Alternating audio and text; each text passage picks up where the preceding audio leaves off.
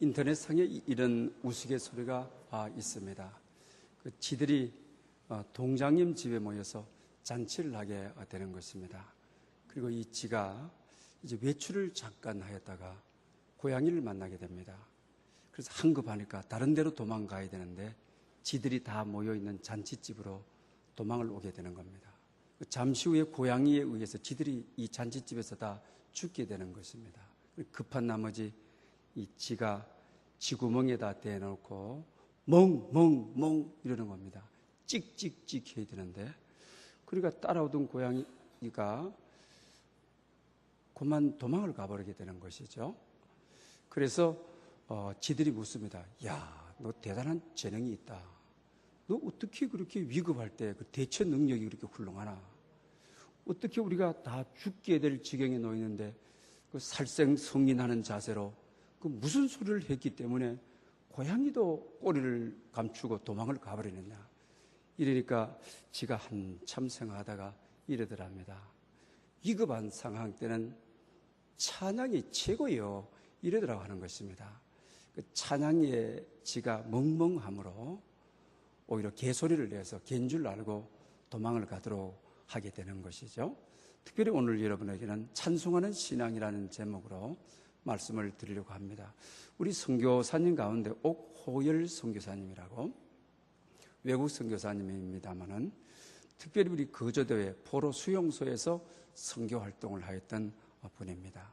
근데 어느 날 깊은 밤인데 야외 화장실에서 대성통곡을 하던 소리가 나더라고 하는 거예요. 그래서 기다렸다가 이 포로 군인을 만나게 되는 것이죠. 왜 그렇게 대성통곡하느냐라고 하니까 북한에 있는 아내 생각이 나서 그런다고 하는 것입니다. 왜 그러냐 하니까 6.25가 터지기 전에는 아내가 교회를 열심히 북한에서 잘 다녔다는 겁니다. 그리고 자기 자신은 찬송 소리가 그렇게 듣기 싫었다는 겁니다.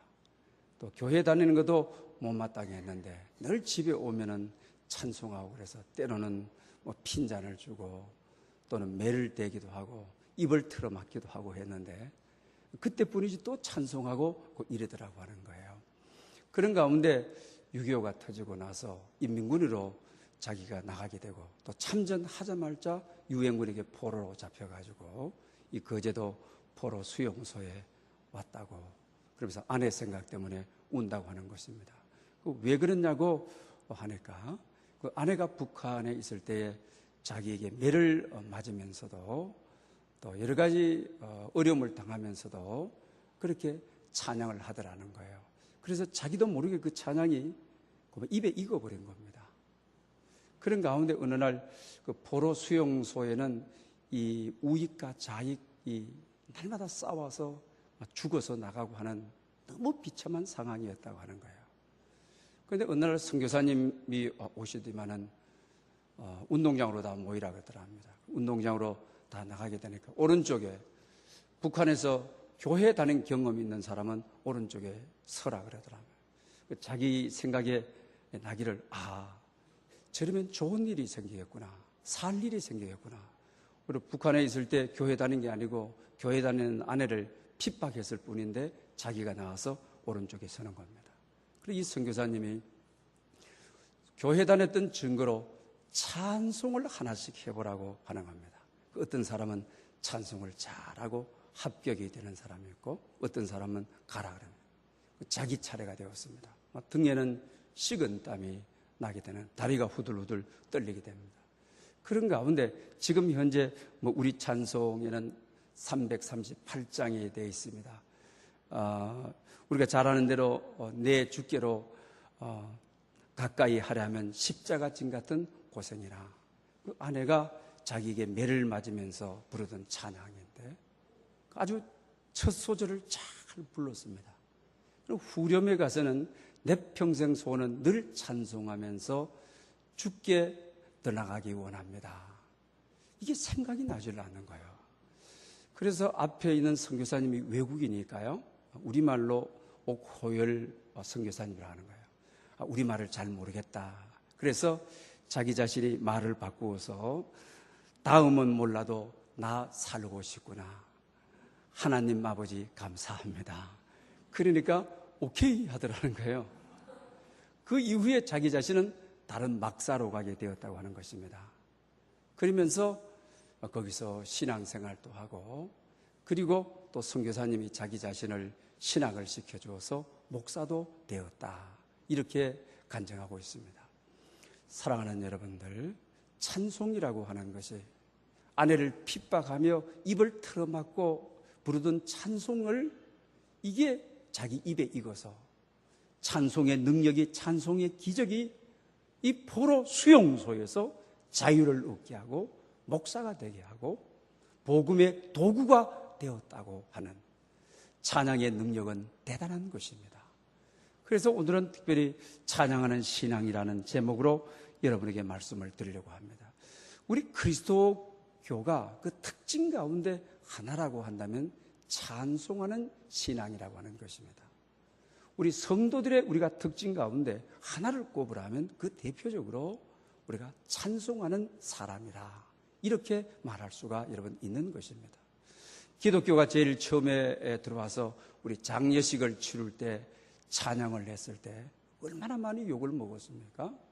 이 조선의 양반들로부터 얼마나 핀잔을 많이 여러분 들었습니까? 어떻게 부모 돌아가셨는데 노래하느냐? 어떻게 조상이 돌아가셨는데 찬양을 할 수가 있느냐? 얼마나 많은 욕을 먹었습니까? 우리 기독교라고 하는 것은 찬양함으로 돌아가신 분이 하늘 문이 열려지도록 가시는 길에 찬양하는 것이 특징이 우리 기독교의 특징이라고 말할 수가 있는 것입니다. 그래서 우리 그리스도인들은 기쁠 때도 찬양하고 슬플 때도 찬양합니다. 아기가 태어날도 찬양하고 마지막 하나님 앞에 불려갔을 때도 찬양하며 가는 것이 우리 그리스도인의 특징이라고 하는 사실입니다. 그래서 오늘 본문은 특히 오늘 19절을 가지고 여러분에게 말씀을 드리려고 합니다. 시와 찬송과 신령한 노래들로 서로 화답하면이라고 하였습니다. 그러나 공동번역에는 시와 그리고 찬송과 신령한 노래들로 함께 노래하라. 그리고 오늘 본문에 너희 마음으로 노래하며 찬송하며, 공동번역에는 진정한 마음으로 노래 불러 주님을 찬양하십시오, 이렇게 기록되어 있는 것을 보게 됩니다. 바울은 오늘 찬양하십시오, 찬양하는 사람이 되십시오, 찬양하는 신앙을 가지십시오, 우리에게 왜 이렇게 권면하고 있는 것입니까?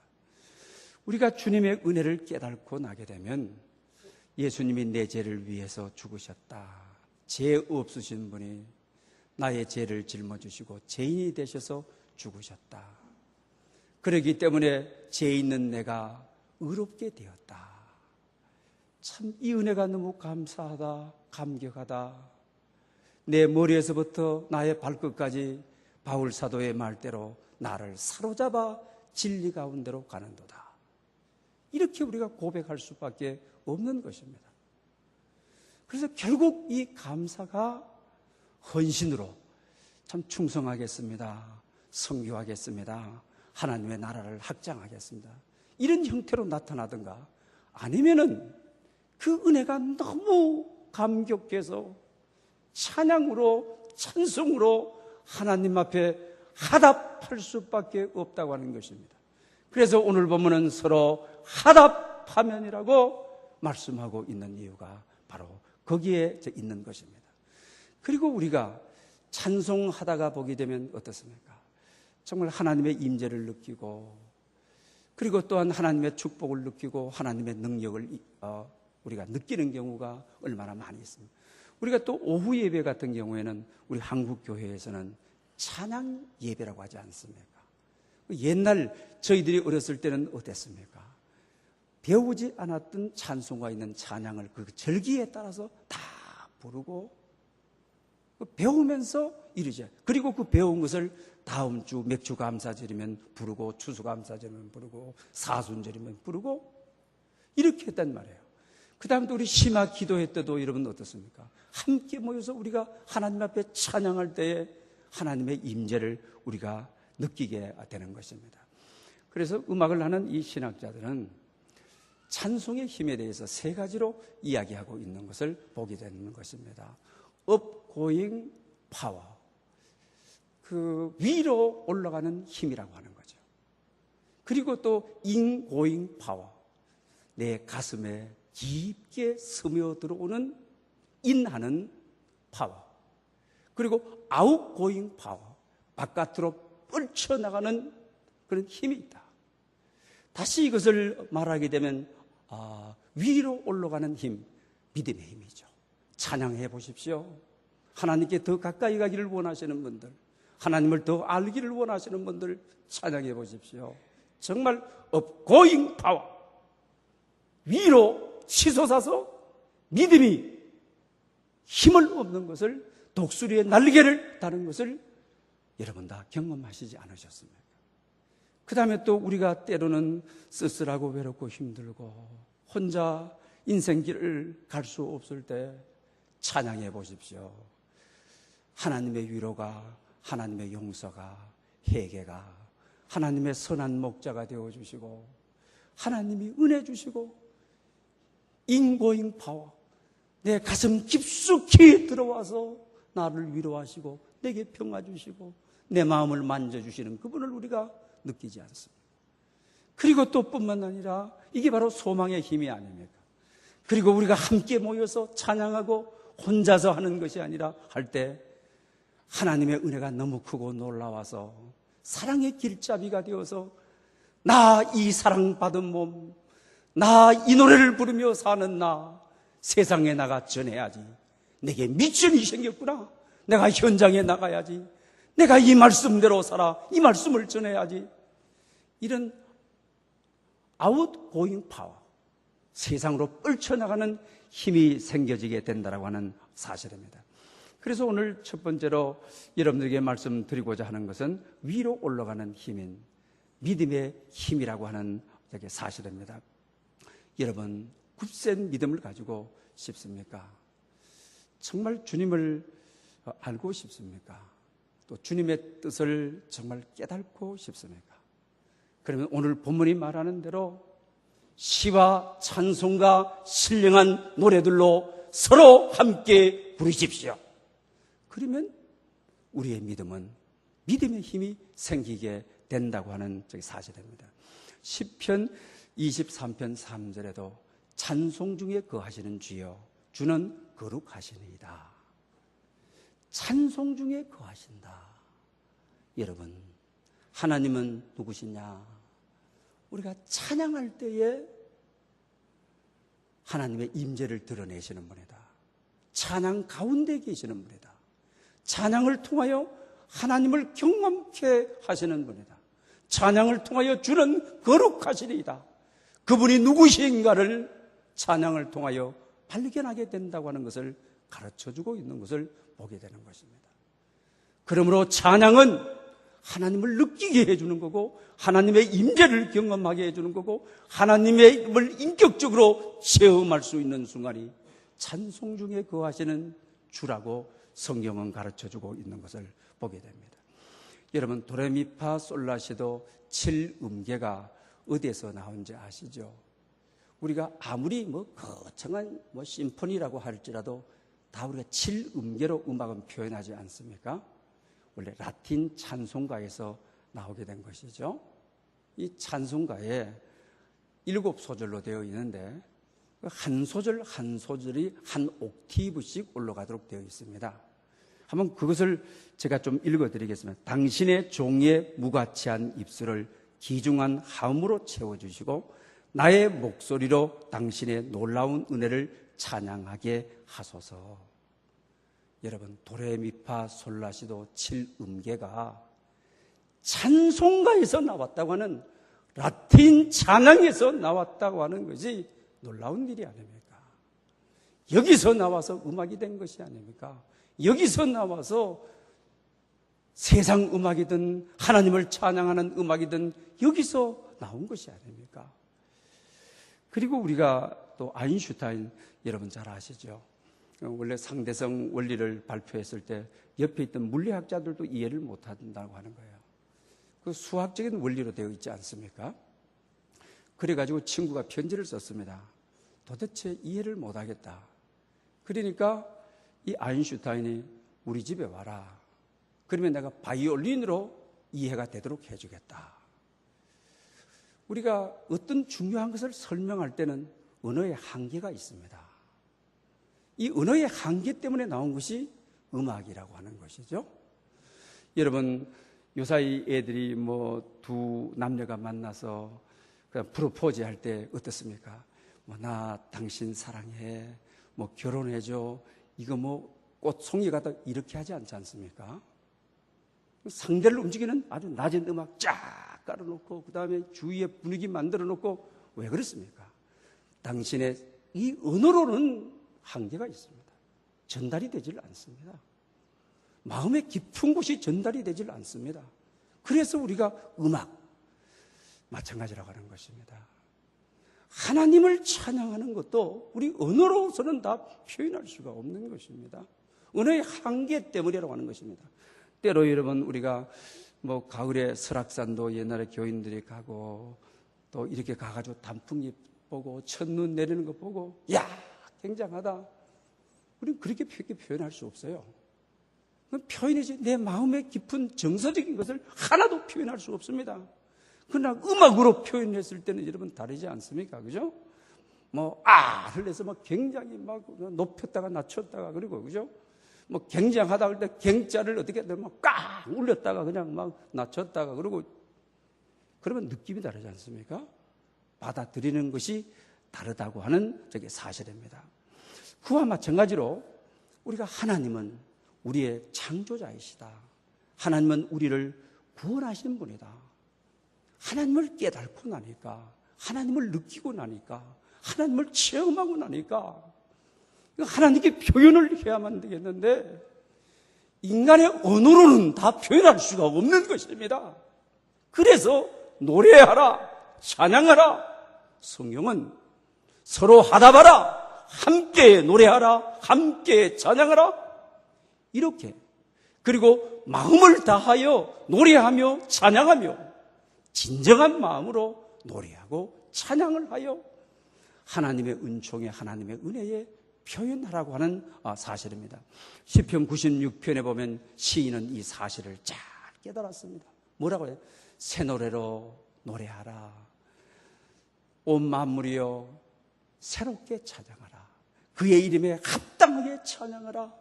그의 위대하신 이름을 찬양하라. 그의 높으심을 찬양하라. 그렇게 말하고 있지 않습니까? 너무나도 그 은혜가 크고 놀라워.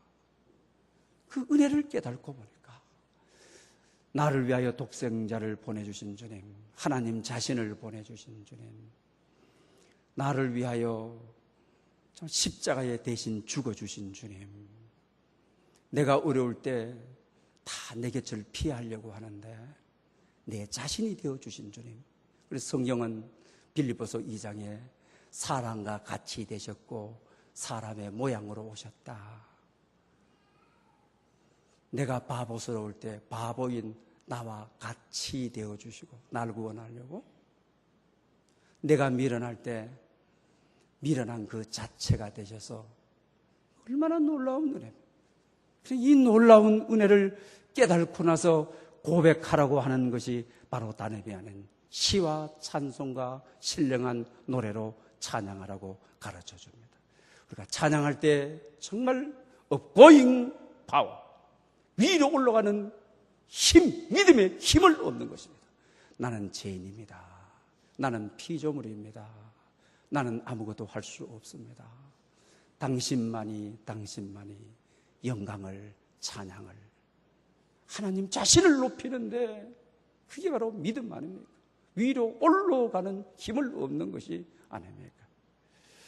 여러분 가운데 하나님의 뜨거운 은혜를 경험하기를 원하는 분들, 십자가의 사랑을 정말 체험하게 하기를 원하는 분들, 시와 찬송과 신령한 노래를 불러보십시오.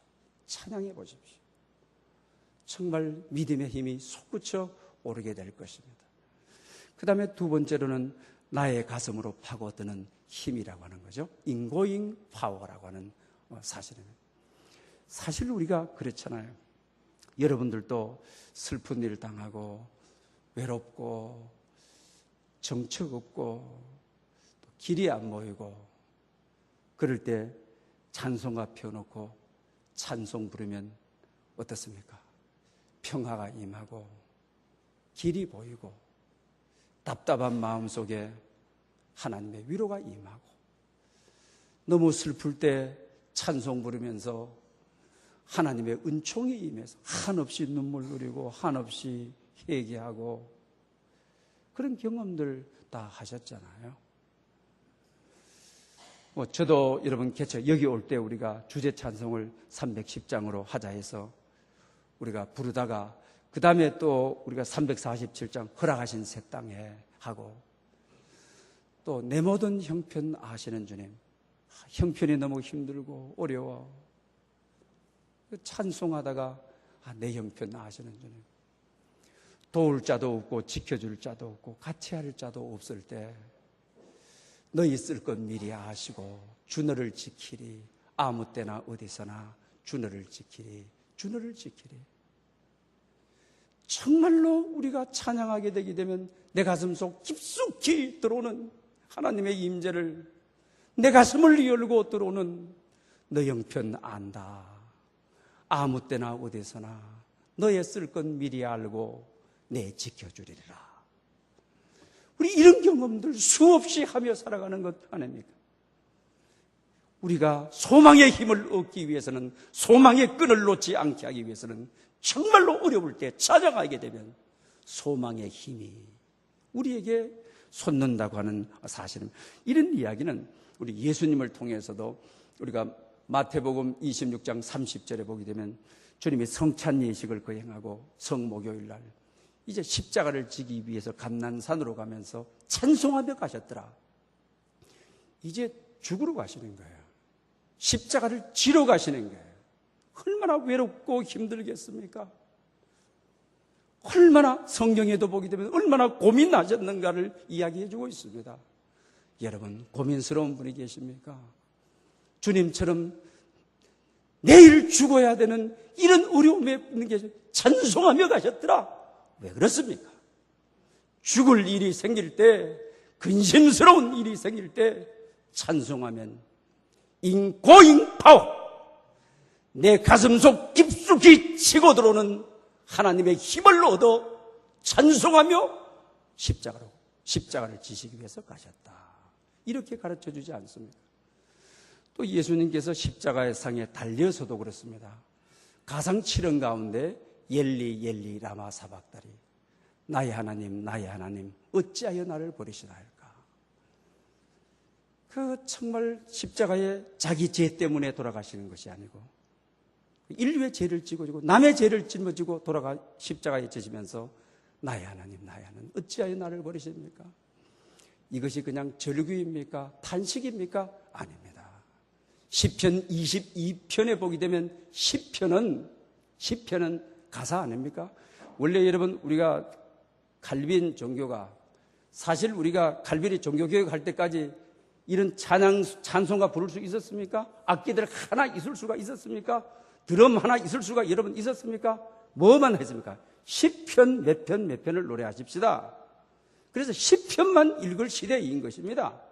만약에 지금 현재 우리 장로교의 이런 형태를 칼빈이 여러분 죽었다가 다시 부활해서 오게 되면 기절초풍할 것입니다. 오늘의 시대의 변화 때문에 오늘 우리의 이 복음의 하나의 방법으로 이제는 복음의 한 길로 찬양의 길이기 때문인 것입니다. 칼빈도 오면 여러분 동의할 것입니다. 그러나 그 시대에 정말 여러분 어려운 시대였다라고 하는 사실입니다. 그렇기 때문에 주님께서는 시편 노래의 가사를 엘리 엘리 라마 사박다리 노래하며, 시편의 가사를 노래하며 운명하셨던 것입니다. 눈을 감으셨던 것입니다. 우리가 정말 죽을 때도 노래하며 간다고 하는 것이 이게 기독교 아닙니까? 정말 죽을 때도 찬양하게 되면 죽을 힘을 없는, 최후의 요단강을 건널 힘을 없는, 마지막 사망의 음침한 골짜기를 통과하는 힘을 없는 것이 엘리 엘리 라마 사박다리, 시편 22편의 가사를 우리가 노래하며 가셨다고 하는 사실입니다. 종교개혁자 루터는 여러분 어떻습니까? 역시 그는 마찬가지 아닙니까? 비난을 많이 받고, 그는 원래 신부였지 않습니까? 그리고 또 결혼을 하지 않았습니까? 신부가 나중에. 그리고 자식도 많이 낳지 않았습니까? 자기보다도 10살 이상 되는 수녀를 만나서 결혼하지 않았습니까? 로마 가톨릭이 얼마나 욕을 하는 겁니까? 장례가 되는 것입니까? 너 정말 종교 개혁하기 위해서냐? 아니면 결혼하기 위해서냐? 이런 비난을 얼마나 많이 받았습니까? 그때마다 그는 주저하지 않고 하나님이 내게 주신 사명이라고 하고, 그리고 옆에 있던 분들이 흔들릴 때마다 우리 시편 46편을 함께 노래하자, 이랬던 것입니다. 시편 우리가 46편은 우리가 잘 아는 대로 여호와는 나의 피난처요 힘이라 한낱날에 만날 도우심이라 이러자. 그러면서 뭐라 합니까? 뭐 땅이 변하든지 산이 흔들려든지 그 다음에 어떤 막 물이 솟구쳐 올라 산을 흔들지라도 나는 여호와로 인하여 두려워하지 아니하리로다. 여호와는 피난처라, 여호와는 나의 힘이라. 그리고 나중에 지금 현재 찬송하는 585장이 되었습니다마는 우리가 이 종교개혁절에 부르는 내주는 강한 성이요 방패시니, 이 루터가 작시 작곡한 것 아닙니까? 이걸 부르면서 말입니다. 정말 죽을 지경이 놓였을 때, 종교개혁을 그만 도버려야 되나 포기해야 되느냐 시점에 놓였을 때 우리 함께 46편으로 노래하십시다. 하답하십시다. 함께 찬양하십시다. 마음을 다하여 노래하며 찬양하십시다. 그래서 소망의 힘을 다시 얻지 않습니까? 그래서 종교개혁을 완성하게 되는 것이 아닙니까?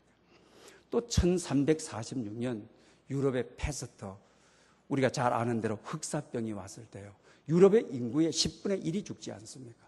영국과 프랑스는 절반이 다 죽어버리지 않습니까? 완전히 런던은 공동묘지가 되지 않습니까? 사람이 집 밖으로 나올 수가 없습니다. 그때의 젊은 청년 서너 명이 크리스마스가 되었습니다. 지금 현재 찬송가 우리가 115장입니다. 그죠? 기쁘다 구주 오셨네 만백성 맞으라. 그래서 이 찬양을 부르게 되자 여러분, 오늘 죽을지 내일 죽을지 모르는 정말 하늘은 뭐로 덮어버려? 죽음으로 덮어버리고 공포로 덮은 하늘에 몇 청년들이 나와가지고 기쁘다 구주 오셨네 만백성 맞으라 하니까 이 집 저 집에서 몇천 명, 몇만 명, 수십만 명이 모여 런던의 하늘을 찬양으로 덮어버리지 않았습니까? 그리고 기적이 일어나지 않았습니까? 페스트는 물러가지 않았습니까? 찬양은 죽을 지경이 돼도 병들 때가 돼도 내가 찬양하게 되게 되면 내 안에 깊숙이 스며드는 나를 사로잡는 위로와 은혜와 축복과 평강이 임한다라고 하는 사실입니다. 여러분 가운데 정말 어려운 분이 계십니까? 여러분 가운데 개인적으로 죽을 수밖에 없는 그런 심령을 가진 분이 계십니까? 어떤 해결해야 될 문제를 가지고 계시는 분이 계십니까? 찬양하십시오.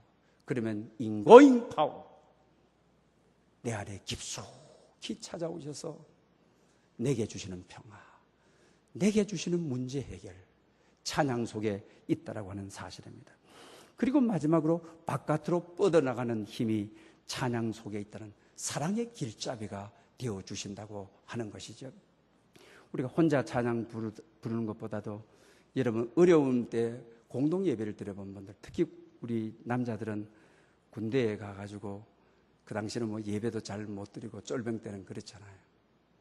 대부분 주일날 되게 되면 교회 언덕에 찬양이 울려 퍼지는데 쫄병 때는 연병장에 그 많은 풀을 뭐 샅샅이 풀 하나 없이 다 뽑아내야 되는 거죠. 그래서 저도 언덕에 교회인데 바로 교회에 갈 수 있는데 그 찬양 소리 들으면서 못 가고 풀 뽑으면서 많이 울었거든요. 그러다가 이제 계급이 조금 올라가게 되면 이제 교회를 갈 수가 있어요.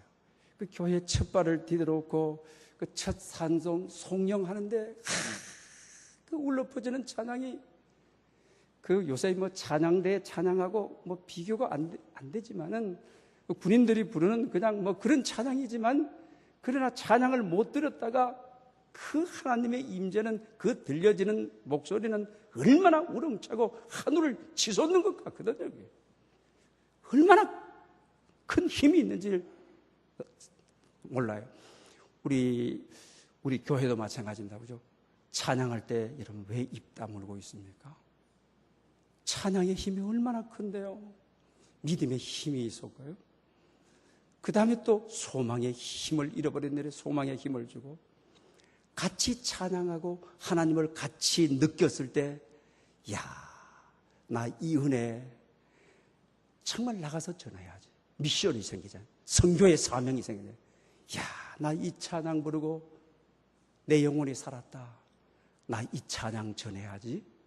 내가 이 말씀 전해야지. 이런 생각이 여러분 들지 않습니까? 그러므로 여러분 찬양 부를 때 우리가 함께 찬양하는 것이 사랑을 나누는 거고 사랑을 실천하겠다고 하는 미션이고 사랑을 실천하겠다고 하는 은혜가 생기는 바울의 생애 전체를 우리가 두고 보다도 그런 찬양이 그쳐진 지 없어서 감옥에 가서도 찬양을 했습니다. 배가 파손되어 일주일 동안 지중해 한 연안에 포로가 되어 있을 때도 그런 찬양을 하였습니다. 그리고 또 성경에 보게 되면 폴리카 같은 경우에는 하형을 당할 때도 찬양하면서 하나님께로 갔다고 하였습니다. 죽음을 이길 수 있는 힘이 바로 어디서 오느냐? 찬양으로부터 오느냐. 그리고 또한 죽어가면서도 죽이는 사람들에게 막 살려주세요 이러면 하나님이 얼마나 약해 보이는 겁니까? 오히려 찬양하면서 주님 조금 후에 하늘나라에서 주님 뵙겠습니다. 천사의 얼굴로 찬송하면서 간다면 주위에 있는 사람이 보고 저들이 믿는 하나님은 참 하나님이구나. 로마 초대교회가 그렇게 되지 않았습니까? 요한계시록이 쓰여질 무렵에 그런 역사가 일어나지 않았습니다. 이것이 바로 교회의 역사요 교회의 증언이 아닌 것입니까? 그러므로 우리가 찬양하는 곳에 나와 하나님과의 관계만이 아니라 우리 함께 은혜를 받아 우리 함께 은혜를 누려 내가 세상에 나가 변화시키고 세상에 나가 미션을 가지고 나가 사명을 다하고 세상에 나가 세상을 변화시키는 도구가 되는 것이 아웃고잉 파워라고 하는 바깥으로 뻗어나가는 힘이라고 하는 거예요. 우리 찬양대원들, 그죠? 우리 찬양대원들을 위해서 설교할 기회가 거의 여러분 없습니다. 우리 성경에 보게 되면 찬양들 대원들은 제사장만이 하지 않았습니까? 정말 레위 지파 여러분 아닙니까? 여러분들이 열심히 준비해서 열심히 와서 발표한다. 이건 찬양대가 원래 의미가 아닌 것입니다. 여러분 열심히 준비하고 열심히 기도하고 열심히 와서 하지만 오늘 우리가 찬양 가운데 제사장들이 찬양하고 레위 지파들이 찬양했을 때에 오늘 이 듣는 그들에게 나누어지는 하나님의 임재를 경험하는 이 사랑과 이 은혜에 스며들도록 동참하도록 하는 찬양대만이 발표하고 우리가 일일이 다 올라와서 찬양대와 함께 찬양할 수는 없지만은 그러나 그 찬양에 마음이 같이 되고 뜻이 같이 되고 우리의 인생의 이미지가 우리가 같이 되는 그럴 때 서로 화답하는 오늘 본문에 함께 부르는 그런 우리가 찬양이 되어진다고 하는 것이죠. 그래서 우리가 이 찬양대원들은 이 사명을 참으로 잘 감당해야만 되는 것입니다. 크로스비라고 하는 우리가 원래 이분은 여자분인데 어려서부터 시각장애이죠. 찬송가를 가사를 9,000곡이나 하지 않았습니까? 지금 현재 우리 들어와 있는 것이 이분의 곡이 12곡이 지금 우리가 들어와 있게 되는 것이죠. 근데 어렸을 때 의사 선생님의 잘못으로 실명을 하였습니다만 한 번도 남을 탓하지 않고 그의 이야기 가운데 그런 이야기를 하면 당신이 어떻게 시각장애였는데 그렇게 9,000곡이라 하는 곡을 그렇게 하나님을 노래하느냐라고 제가 물었습니다. 그러니까 자기 자신은 그 대답을 이렇게 하게 되는 거예요. 나는 내가 가진 신체 장애를 하나님의 특별한 섭리로 믿었으며 이 괴로운 조건이 성전의 기둥이 될 수 있는 거룩한 봉사의 계기가 됨을 믿었기 때문입니다. 믿음으로 사는 사람은 불운을 불평하지 않고 오히려 찬송을 통해 행복을 창조할 수 있습니다. 우리 끝나고 나서 391장 우리 같이 찬양할 텐데 오 놀라운 구세주 예수 내주 참 능력의 주시로다. 자기 자신은 옹기 그릇과 같이 깨진 그릇이다. 어린 나이에 소년으로서의 앞을 보지 못하였지만 그러나 깨진 옹기 그릇도 깨진 질그릇도 하나님을 찬양하며 가게 되게 되면 아무리 공고한 길이라도 피곤치 않네. 오 놀라우신 주 예수 구주 능력에 주시로다. 사랑하는 여러분, 여러분의 삶이 깨어졌다고 하는 분들, 여러분의 삶이 마른 강야를 391장 마른 강야를 걸어갈 때 쓸쓸하고 외롭지 않도록 해주는 찬양을 통하여 믿음의 힘을 회복하는, 소망의 힘을 회복하는, 사랑의 힘을 회복하는 여러분 될 수 있기를 축복합니다.